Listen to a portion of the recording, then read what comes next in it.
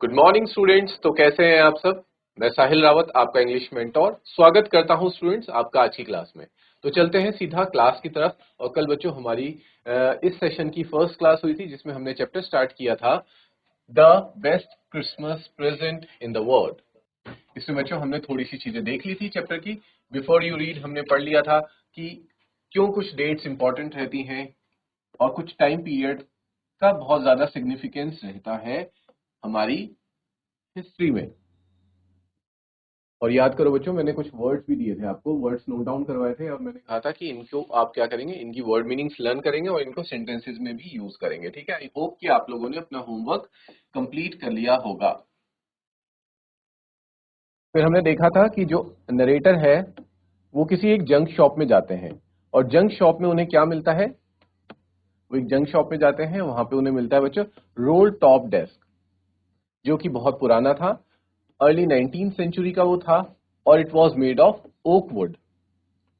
और ये नरेटर बहुत पहले से उसे खरीदना चाहता था, उनकी हमेशा से ख्वाहिश थी कि वो उनके पास एक रोल टॉप डेस्क हो, but they were too expensive, वो बहुत ज्यादा महंगे हुआ करते थे, इस वजह से नरेटर उन्हें नहीं ले पाता है। But this one was in a bad condition, ये बुरी कंडीशन में था, इसके काफी सारे पीसेस टूटे हुए थे और इसको बुरी तरीके से मेंट किया हुआ था, यानी कि इसकी मरम्मत की गई थी, अच्छे तरीके से नहीं किया था। इसमें कुछ जलने के मार्क्स भी थे, हो सकता है ये इसमें कभी आग लगी हो और इसका एक साइड जल गया था। And just because of this reason it was going for very little money. ठीक है, बहुत कम सस्ते दाम में वो बिक रहा था। और फिर ऑथर ये सोचते हैं कि मैं इसे खरीद लेता हूं। यहां तक हमने लास्ट क्लास में भी पढ़ लिया था बच्चों कि वो रिस्टोर करने की उसे सोचते हैं कि मैं इसे एक बार खरीद लूंगा और फिर मैं उसको अच्छे से क्या करूंगा, रिपेयर करूंगा और इसको एक नया बना दूंगा, एकदम बिल्कुल brand new role top desk में इसको कन्वर्ट कर दूंगा। इसके बाद कंटिन्यू करते हैं, it would be a risk. ठीक है, इसमें क्या है, रिस्क तो है इस काम में। रिस्क क्या होता है बच्चों, रिस्क मीन्स जोखिम। क्लियर, इस काम में जोखिम है और ये एक अपने आप में एक चैलेंज भी है। ठीक है बच्चों, देखो रिस्टोर का मतलब करना क्या होता है, रिपेयर करना उससे, ये एक चैलेंज है। But I had to have it, लेकिन मुझे इसे लेना ही पड़ेगा। अब चैलेंज और रिस्क क्यों है कि मान लो नरेटर ने रोल टॉप डेस्क ले लिया कुछ पैसे देके, ठीक है, भले ही वो थोड़ा सा कम पैसों में लिया, लेकिन एटलीस्ट उन्हें सब कुछ फ्री में तो नहीं मिल रहा है। ही हैड टू पे सम अमाउंट। और मान के चलो बच्चों, वो रोल टॉप डेस्क को घर ले जाते हैं और वो किसी काम का नहीं निकलता है, ना तो वो रिपेयर हो पाता है, ना वो अच्छा लगता है रिपेयर होने के बाद, तो फिर उनके सारे पैसे क्या हो जाएंगे, they will go into waste, वो सारे पैसे वेस्ट हो जाएंगे। इसलिए इस काम में रिस्क है और साथ ही साथ चैलेंज है। ये अपने आप में बहुत बड़ा चैलेंज है, इतने बुरे हालत में जो रोल टॉप डेस्क है उसको ठीक करना, तो ये चैलेंज भी है साथ ही साथ रिस्क भी है। But I had to have it, यानी कि मुझे चैलेंज लेना ही पड़ेगा क्योंकि मुझे चाहिए रोल टॉप डेस्क किसी भी हालत में, और एक नया वाला तो मैं नहीं खरीद सकता, ऐसा नरेटर कहते हैं, तो मुझे इसे ही खरीद के इसे रिपेयर करना पड़ेगा। I paid the man and brought it back to my workroom. ठीक है, वो कहते हैं कि मैंने जो जंक शॉप का ओनर है उसे पैसे दिए और इसको मैं ले आया अपने वर्क रूम में। वर्क रूम क्या होता है बच्चों, जहाँ पे जो नरेटर है वो अपना काम वगैरह किया करते होंगे। कुछ भी काम हो सकता है उनका कोई ऑफिस का काम हो, वट एवर द वर्क में बी। हम लोग सब भी अपना काम किस पे करते हैं, डेस्क और टेबल और डेस्क पे बैठ के करते हैं, तो वही चीज उन्होंने अपने वर्क रूम में ले आई at the back of the garage, और उसे कहाँ रख दिया, अपने गराज के बैक में जो उनका वर्क रूम हुआ करता था वहां पे रख दिया। I began work on it on Christmas Eve. Begin work on it का मतलब है मैंने उसकी मरम्मत करना, उसे रिपेयर करना, रिस्टोर करना कब शुरू किया। उन्होंने बहुत अच्छा ही दिन चूज किया उसे ठीक करने के लिए, और वो था बच्चों क्रिसमस ईव।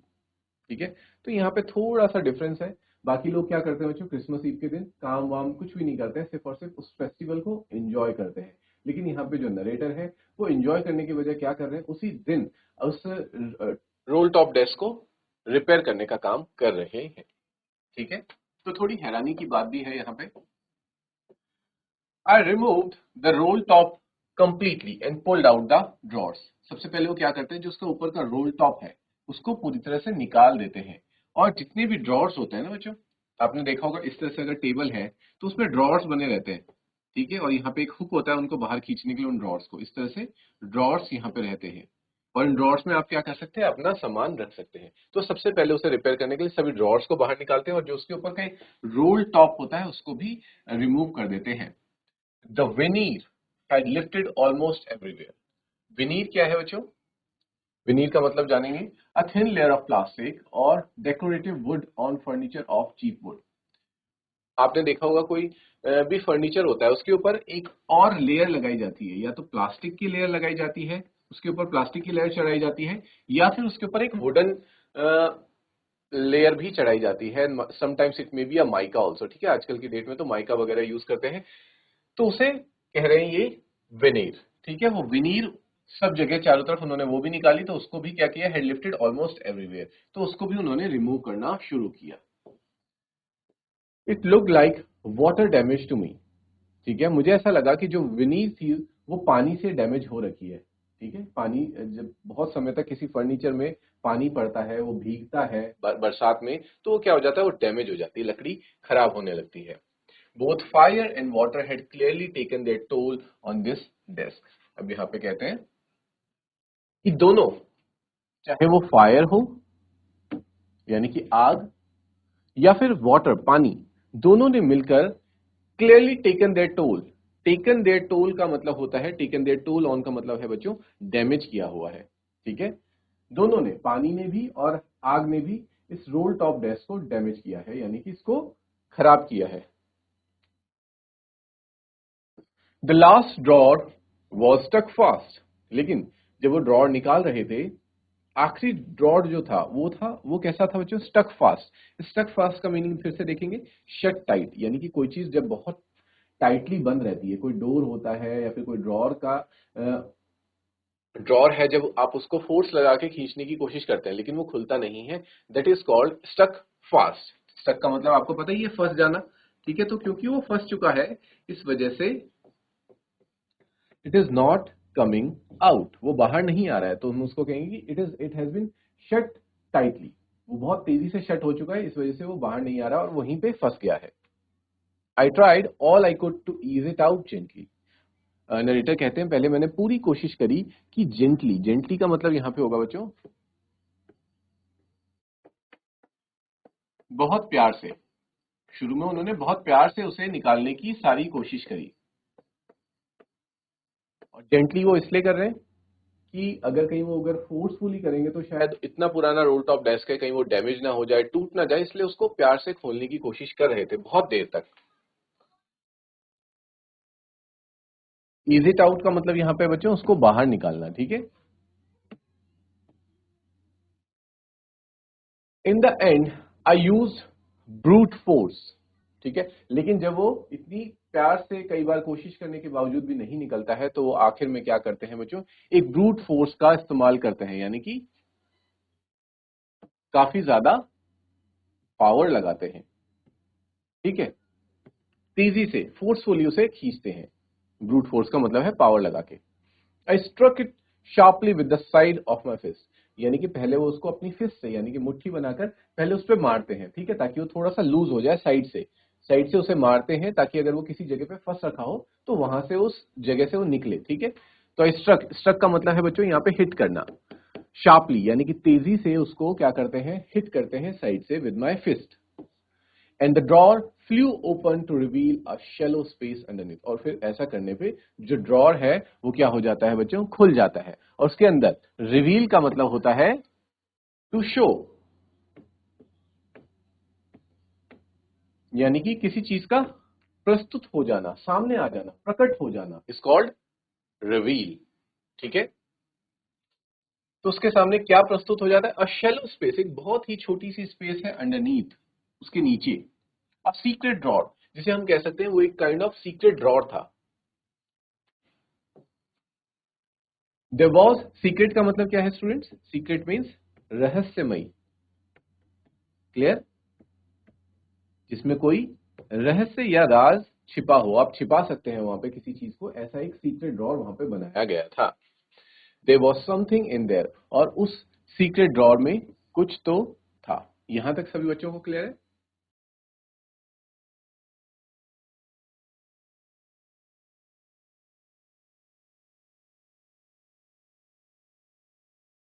ओके स्टूडेंट्स, आगे कंटिन्यू करते हैं. आई रीच्ड इन मतलब मैं उसकी तरफ आगे बढ़ा, and took out a small black tin box. और उसके अंदर क्या रखा था बच्चों, एक स्मॉल छोटा सा ब्लैक कलर का टिन का एक बॉक्स था, sellotaped to the top of it, और उसके ऊपर एक सेलो टेप लगा रखा था। Was a piece of lined note paper, और उस पर कुछ लिखा हुआ था। ठीक है, एक नोट पेपर था जिसपे जो लाइनिंग वाला था उस पर कुछ लिखा था।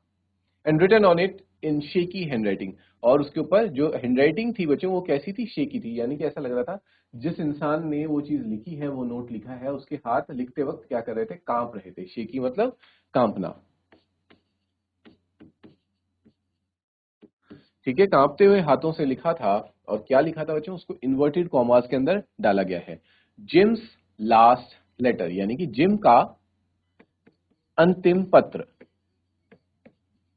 एपोस्ट्रोफी एस का मतलब क्या होता है बच्चों, का। जिम का अंतिम पत्र। रिसीव्ड, और ये कब रिसीव हुआ है, 25 जनवरी 1915, इतना भी उसमें लिखा हुआ था। और आगे क्या लिखा है उसमें, to be buried with me when the time comes, और इसे मेरे साथ ही दफना दिया जाए जब सही वक्त आएगा। बरीड का मतलब यहाँ पे एक बरी, ये बरी इसकी फर्स्ट फॉर्म है बच्चों, और बरी का मतलब होता है दफनाना। ठीक है, या फिर गाड़ देना। ठीक है, किसी चीज को जमीन के अंदर डालना, गाड़ देना या फिर दफनाना, इज कॉल्ड बरी। और ये उसका थर्ड फॉर्म है, buried with me when the time comes, यानी कि जब सही वक्त आएगा तो इसे मेरे साथ ही दफना दिया जाए, इस नोट को। I knew as I did it that it was wrong of me to open the box, और नरेटर यहाँ पे कहते हैं कि मुझे ऐसा महसूस हो रहा था, मुझे लग रहा था कि जो मैं कर रहा हूँ, यानी कि उस बॉक्स को खोल के फिर पढ़ने जा रहा हूँ, ये गलत है। क्योंकि ये लेटर्स क्या होते हैं बच्चों, बहुत ही पर्सनल चीजें होती हैं। ठीक है, जिसमें एक इंसान दूसरे पर्सन के साथ अपनी फीलिंग्स को, बहुत सी पर्सनल चीजों को और अपने सीक्रेट्स को शेयर करता है। और ये मॉरली इनकरेक्ट है कि आप किसी के लेटर को पढ़ें या फिर किसी के कुछ पर्सनल बिलोंगिंग्स को देखें। Is it clear? और ऐसा नरेटर को भी अंदर से पता था कि किसी और के लेटर को पढ़ना, और खासकर जब उसमें ये लिखा हो कि ये लेटर मेरे साथ दफना दिया जाना चाहिए, कोई और इसे ना पढ़े, तो ये अपने आप में मॉरली एथिकली बहुत ज्यादा गलत था। लेकिन स्टिल, ड्यू टू क्यूरियोसिटी, जिज्ञासा के कारण कि इसके अंदर क्या ऐसा लिखा होगा जो इतने पुराने वक्त से, और इसमें इतनी पुरानी डेट है, तो जो नरेटर है वो एक दुविधा में फंस जाते हैं कि क्या करूं, मैं इसको पढ़ूं या फिर रहने दूं। और उन्हें पता था कि जो मैं कर रहा हूं वो गलत है। But curiosity got the better of my scruples. लेकिन क्यूरियोसिटी, क्यूरियोसिटी का मतलब है बच्चों जिज्ञासा। जिज्ञासा मीन्स जानने की इच्छा। ठीक है, उनके अंदर इस बात को जानने की इच्छा थी कि क्या लिखा है इस बॉक्स के अंदर। और got the better of my scruples. Scruples का मतलब है feelings that make you hesitate to do something wrong. आपके अंदर, हम सब इंसानों के अंदर एक फीलिंग ऐसी रहती है जब हम, जो हमें रोकती है किसी भी गलत काम को करने से पहले। ठीक है, चाहे वो कितना भी अच्छा इंसान हो और चाहे कितना भी बुरा पर्सन, ठीक है, बैड पर्सन भी हो, लेकिन उसे भी, इवन एक मर्डर को भी, मर्डर करने से पहले एक फीलिंग आती है कि जो मैं कर रहा हूँ वो गलत है। But it all depends on whether you ignore that feeling or you work upon it. You think that yes, my feeling, my gut feeling is telling me that this thing is wrong, I should not do this, and आप उसको क्या करते हैं, follow करते हैं, आप अपनी उस अंतरात्मा की बात को सुनते हैं और आप उस काम को छोड़ देते हैं, नहीं करते। But there are some people who ignore the saying of the inner self. जो हमारा अंतरात्मा कह रही होती है हमसे, हम उसको क्या कर देते हैं, इग्नोर कर देते हैं, और हम गलत काम या फिर जो भी चीज हमें मॉरली इनकरेक्ट लग रही होती है उसको कमिट कर देते हैं। ठीक है, तो यही ऑथर के साथ भी होता है। भले ही उन्हें अंदर से एक ऐसी फीलिंग आ रही थी कि मुझे इसे नहीं पढ़ना चाहिए, बट उसके बावजूद भी जो उनके स्क्रपल्स थे, ये फीलिंग थी कि मुझे नहीं करना चाहिए, उस पे जो उनकी क्यूरियोसिटी थी, जिज्ञासा थी, जानने की इच्छा थी, वो ओवरकम कर जाती है, ओवर पावर कर जाती है, और वो उसको एट द एंड पढ़ ही लेते हैं। Inside the box there was an envelope, और उस बॉक्स को जब वो खोलते हैं बच्चों, तो उस बॉक्स के अंदर क्या था, एक एनवलप। एनवलप होता है बच्चों लिफाफा। ठीक है, क्या था उस बॉक्स के अंदर, ब्लैक कलर के टिन बॉक्स के अंदर एक लिफाफा मौजूद था। आई होप यहां पे सभी को क्लियर होगा। आप इस पिक्चर में भी देख के समझ सकते हैं बच्चों। ठीक है, ये हमारे नरेटर है, और ये वो रोल टॉप डेस्क है जिसके सभी ड्रॉर्स को निकालते हुए जो ऑथर आखिरी ड्रॉर को खोल रहे थे, जो कि इजीली नहीं निकलता है, उसे फोर्सफुली उन्हें खोलना पड़ता है स्ट्राइक करते हुए अपनी फिस्ट से। और जब वो खुलता है तो उन्हें दिखता है वहां पे एक सीक्रेट ड्रॉर, और सीक्रेट ड्रॉर के अंदर क्या रखा है बच्चों, यहाँ पे देख सकते हैं आप, एक ब्लैक कलर का टिन बॉक्स है, और उस टिन बॉक्स के अंदर क्या है, एक एनवेलप है। I hope this is clear.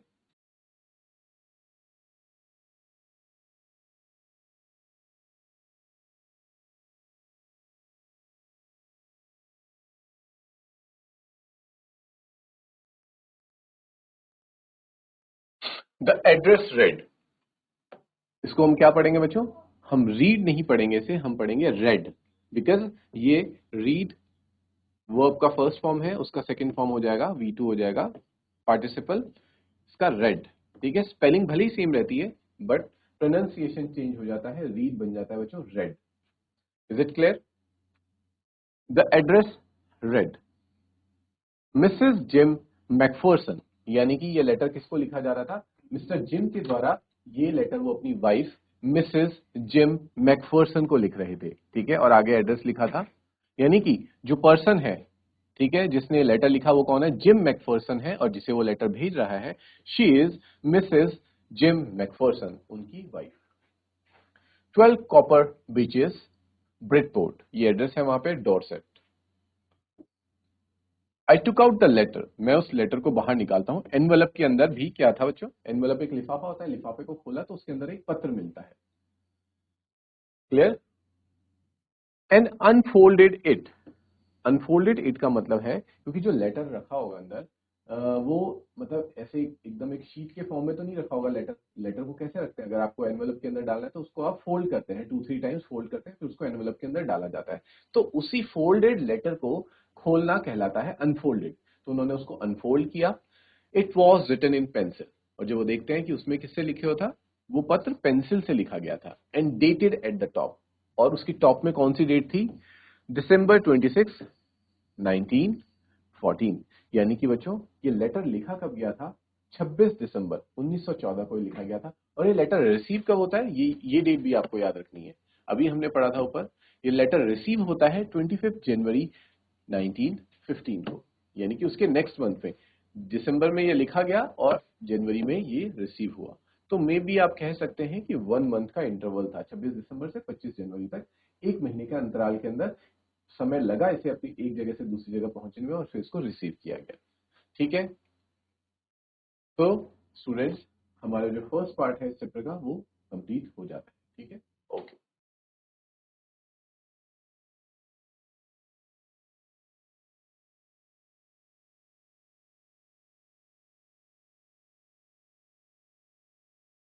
Okay students, अब इस लेटर को रीड करते हैं। लेटर में लिखा था, जैसे कि स्टार्टिंग में हम क्या करते हैं, एड्रेस करते हुए लिखते हैं डियरेस्ट कॉनी, यानी कि मिस्टर जिम अपनी वाइफ को लिख रहे हैं dearest Connie, I write to you in a much happier frame of mind, यानी कि जैसे लेटर लिखा ही जाता है कि मैं तुम्हें लेटर लिखते हुए काफी ज्यादा प्रसन्न हूं, because something wonderful has just happened, क्योंकि प्रसन्न होने का कारण क्या है, खुश होने का कारण ये है कि कुछ बहुत अच्छा हुआ है, that I must tell you, जो मुझे तुम्हें बताना चाहिए, अबाउट एट वंस, और अभी के अभी मुझे तुम्हें बताना चाहिए, इसलिए मैं तुम्हें ये पत्र लिख रहा हूं। और क्या था बच्चों, we were all standing to in our trenches, standing to का मतलब होता है टेकिंग अप पोजीशंस, यानी कि हम सब ने अपने ट्रेंचेस में क्या ले रखी थी, अपनी पोजीशन ले रखी थी। ठीक है, जिस तरह से सोल्जर्स क्या करते हैं बच्चों, हर वक्त अपनी पोजीशन में रहते हैं, सावधान होकर खड़े रहते हैं। In our trenches yesterday morning, कल सुबह। अब यहाँ पे ट्रेंचेस किसे कहा जाता है बच्चों, लॉन्ग डीप डिचेस, बड़े बड़े गड्ढे बनाए जाते हैं, सुरंगे टाइप की बनाई जाती हैं, इन द ग्राउंड, जमीन पर, where soldiers hide from the enemy, जहां पे जो सोल्जर्स हैं, सैनिक हैं, वो अपने आप को खुद को दुश्मन से छिपाते हैं। ठीक है, वो बड़े से गड्ढे बना देते हैं और उसके नीचे छिप जाते हैं, और सामने एनिमी होते हैं, दुश्मन होते हैं। एनिमी मतलब बच्चों दुश्मन। क्रिसमस मॉर्निंग, यानी कि यस्टरडे मॉर्निंग क्या था, क्रिसमस मॉर्निंग थी। It was crisp and quiet all about, as beautiful as a morning I have ever seen, यानी कि कल की जो सुबह थी वो बहुत ही खूबसूरत सुबह थी, जैसे कि एक क्रिसमस मॉर्निंग होनी भी चाहिए। कोल्ड एंड फ्रॉस्टी, क्योंकि क्रिसमस कब होता है बच्चों, 25 दिसंबर, और दिसंबर में क्या रहता है, बहुत ज्यादा कोल्ड रहता है, बर्फ पड़ रही होती है। तो ऐसी ही कुछ मॉर्निंग कल भी थी।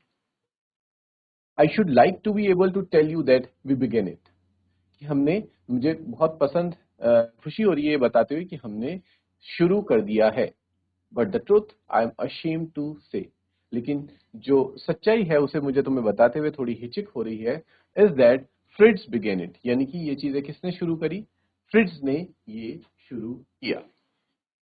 अब देखते हैं बच्चों कि फ्रिट्ज कौन है यहाँ पे और फ्रिट्ज ने क्या शुरू किया। तो फ्रिट्ज हम देख पा रहे हैं यहाँ पे वर्ड मीनिंग्स में, वोकेबलरी में आप देखेंगे, a name for a German soldier, यानी कि किसी भी जर्मन सैनिक को। अभी लड़ाई चल रही थी बच्चों अमेरिकन और ब्रिटिशर्स और जर्मन्स के बीच में, हमने शुरू में ही देखा था। ये कहानी किसके बीच में, ब्रिटिशर्स और जर्मन्स की लड़ाई के बारे में ये कहानी है। तो जो मिस्टर जिम है वो ब्रिटिशर है, और जो फ्रिट्ज है वो किसे कहा जा रहा है, एक जर्मन सैनिक को कहा जा रहा है। एक कॉमन जर्मन नेम है, यानी कि सभी जर्मन सैनिकों को लोग किस नाम से पुकार रहे हैं, फ्रिट्ज कह के पुकार रहे हैं। ठीक है, तो कहते हैं कि फ्रिट्ज ने इसकी शुरुआत करी। First someone saw a white flag waving from the trenches opposite.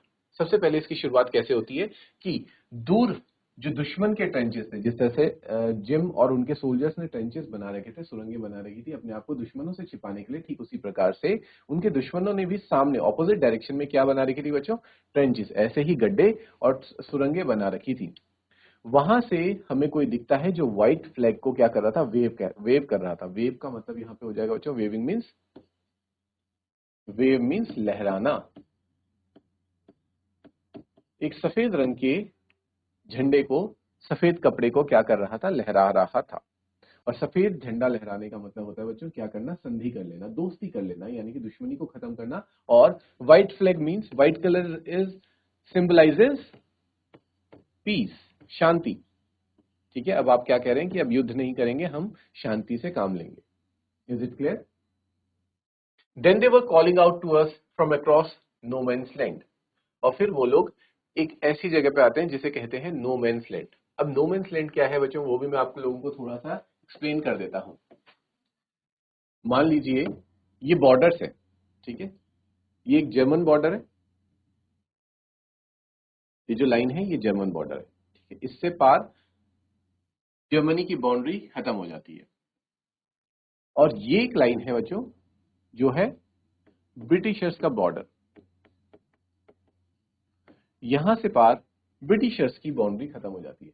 But कभी भी ये बाउंड्रीज ऐसी नहीं होती, सिंगल बाउंड्रीज नहीं होती कि इधर जर्मनी होगा और इधर ब्रिटिशर्स होगा, ऐसा नहीं होता है कि इससे इधर कदम रखा तो ब्रिटिशर्स का एरिया आ गया, इससे इधर कदम रखा तो जर्मन्स का एरिया आ गया। ये बात सिर्फ और सिर्फ ना सिर्फ ब्रिटिशर्स और जर्मन्स पे लागू होती, but in the entire world, पूरी दुनिया में ये चीज लागू होती है। जैसे भी बॉर्डर्स बनाए गए हैं सभी कंट्रीज के बीच में, वहां पे ऐसा होता है।